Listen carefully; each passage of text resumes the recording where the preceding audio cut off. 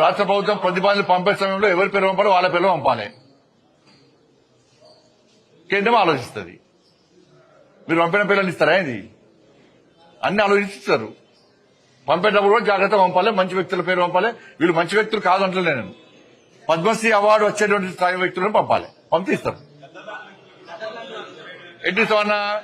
ఎట్టిస్తాం? గద్దరికి ఎట్టిస్తాం చెప్పండి. ఆయన భావాజాలం ఏంది?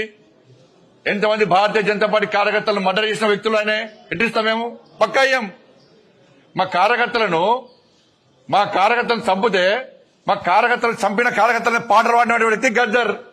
అనేక మంది పోలీసులను ఎన్కౌంటర్ చేసిన విషయంలో గద్దర్. ఎట్లిస్తాం? మీరు వంతం ఇస్తామేంటి అవార్డ్స్? భయపడే ప్రసక్తి లేదు, వెనుకపోయే ప్రసక్తి లేదు. వందల మంది భారతీయ జనతా పార్టీ కార్యకర్తలు నమ్మిన సిద్ధాంతం కోసం భారత్ మాతా కీ జై అని చెప్పి ఆందోళన చేస్తుంటే నక్సల్స్ భావోద్వేగం గద్దర్ మా కార్యకర్తలు హత్య చేయించిండు. ఎన్ఐఏ ఎంక్వైరీ చేసింది గద్దర్ గారి మీద. అనేక మంది పోలీసులను ఎన్కౌంటర్ పేరుతో మర్డర్ చేసిండు. అటువంటి వ్యక్తిని ఏ విధంగా పంపుతారు ఇవాళ? ఇది ఈ రాష్ట్రము మన పోయినసారి వచ్చిన ఇప్పుడు కూడా తెలంగాణకు అప్పుడు ఏమన్నారు? మరి అప్పుడు ఈ రాష్ట్రము ఆ రాష్ట్రము, ఈ ప్రాంతము ఆ ప్రాంతం అని చెప్పి ఎటువంటి ఆలోచన ఉండదు. ఈ రాష్ట్రానికి ఇవ్వాలి, ఈ రాష్ట్రానికి ఇద్దని ఎక్కడ ఉండదు. ఇవన్నీ మళ్ళీ తెలంగాణ సెంటిమెంట్ ను మీరు రగిలిసినా తెలంగాణ ప్రజలు అన్ని తెలుసు.